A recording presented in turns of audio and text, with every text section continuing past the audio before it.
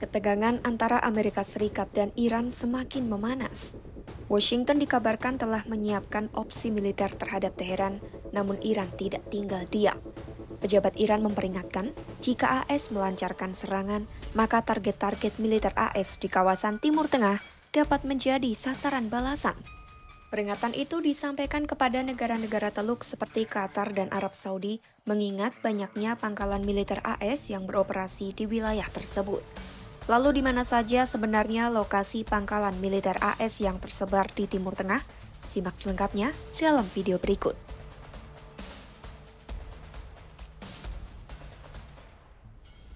Kehadiran militer AS di Timur Tengah sudah berlangsung sejak Juli 1958 saat hampir 15.000 marinir dan tentara AS dikerahkan ke Beirut, Lebanon.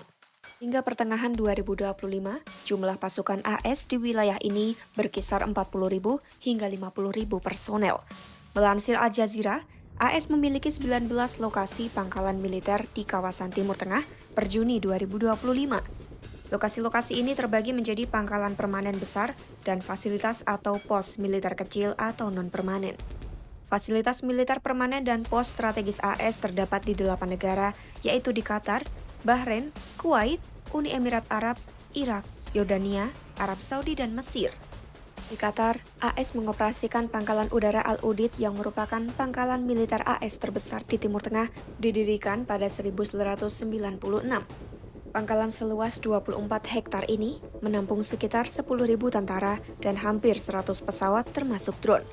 Al-Udeid juga menjadi markas depan US Central Command, CENTCOM, serta pusat operasi utama untuk misi militer AS di Irak, Suriah, dan Afghanistan.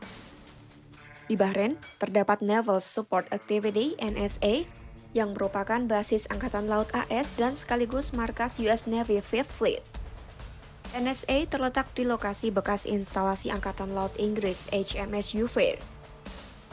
Pangkalan ini menampung sekitar 9.000 personel militer dan sipil dan memegang peran penting dalam keamanan maritim di Teluk Persia, Laut Arab, dan Samudra Hindia. Lalu Camp Arif Jan di Kuwait menjadi basis utama logistik, suplai, dan komando bagi operasi militer AS di wilayah CENTCOM dan menampung sekitar 9.000 tentara. Camp tersebut terletak sekitar 55 km di sebelah tenggara kota Kuwait dan dibangun pada 1999.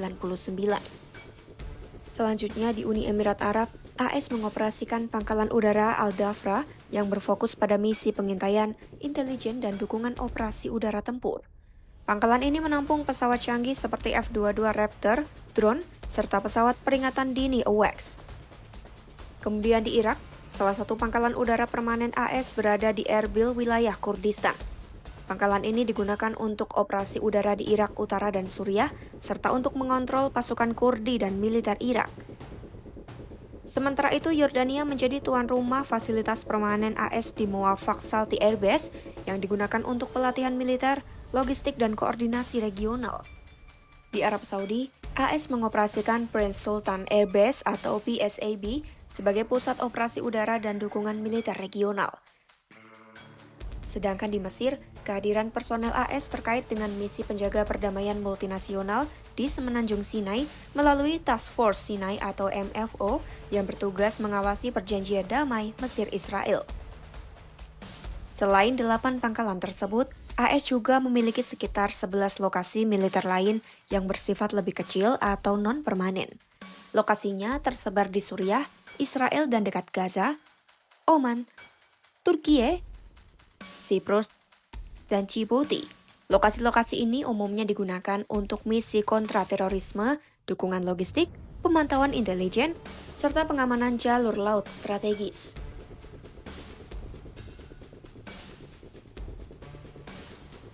Pergerakan pasukan AS dari pangkalan udara Al-Udeid di Qatar menjadi sinyal meningkatnya kekhawatiran atas potensi konfrontasi langsung dengan Iran.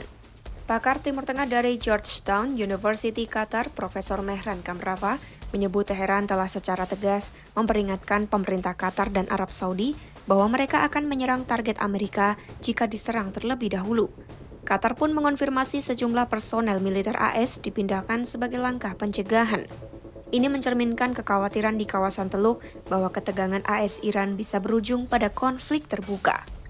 Meski langkah ini bersifat preventif dan bukan tanda ancaman langsung, Kemprava menilai posisi Al-Udeid justru membuat Qatar rentan jika krisis memburuk. Ia menyebut Iran telah memberitahu secara resmi kepada Doha dan Riyadh tentang rencana serangan balasan terhadap target Amerika di wilayah mereka. Kemprava menjelaskan, opsi balasan Iran kini semakin terbatas setelah runtuhnya jaringan poros perlawanan di kawasan. Akibatnya, Teheran cenderung mengandalkan serangan langsung, termasuk penggunaan rudal balistik jika terjadi konfrontasi.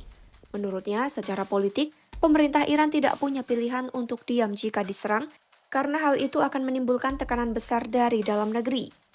Mengacu pada kasus pembunuhan Jenderal Qasim Soleimani pada 2020 dan serangan terhadap fasilitas nuklir Iran pada Juni 2025, ia menilai pola balasan Iran selalu konsisten.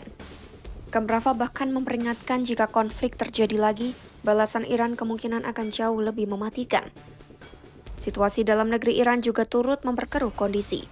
Meski demonstrasi pro-pemerintah terlihat besar, Kemprava menyebut kemarahan publik dan sentimen anti-pemerintah tetap meluas di seluruh Iran. Ia mengingatkan setiap keputusan militer terhadap Iran harus dipertimbangkan dengan sangat matang. Jika Iran diserang, maka target Amerika di kawasan akan menjadi sasaran balasan. Ancaman Iran terhadap target Amerika di kawasan Timur Tengah bukan sekadar retorika. Pada Juni 2025, Teheran membuktikannya dengan meluncurkan serangan rudal ke pangkalan udara AS Al-Udeid di Qatar. Serangan itu diklaim sebagai balasan atas aksi militer AS yang sebelumnya menyerang 3 fasilitas nuklir Iran. Iran menegaskan, serangan ke pangkalan ini adalah bentuk pembelaan atas kedaulatan negaranya. Jumlah rudal yang ditembakkan dalam serangan itu berbeda-beda menurut sumber. Iran menyebut ada 6 rudal, AS mengatakan 14, sementara Qatar melaporkan sekitar 19 rudal. Seluruh rudal tersebut diklaim berhasil dicegat dan tidak ada laporan korban jiwa maupun luka-luka. Sebelum serangan terjadi, Iran juga disebut telah memberikan peringatan kepada Qatar untuk meminimalisir risiko korban.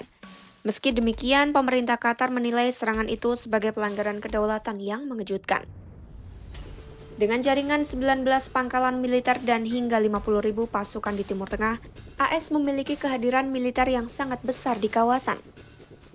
Namun ketegangan yang terus memanas dengan Iran membuat setiap pangkalan bukan hanya menjadi simbol kekuatan, tetapi juga potensi target. Situasi ini menunjukkan betapa rentannya stabilitas keamanan di Timur Tengah. Ikuti terus informasi terkini seputar isu global hanya di YouTube Kompas.com.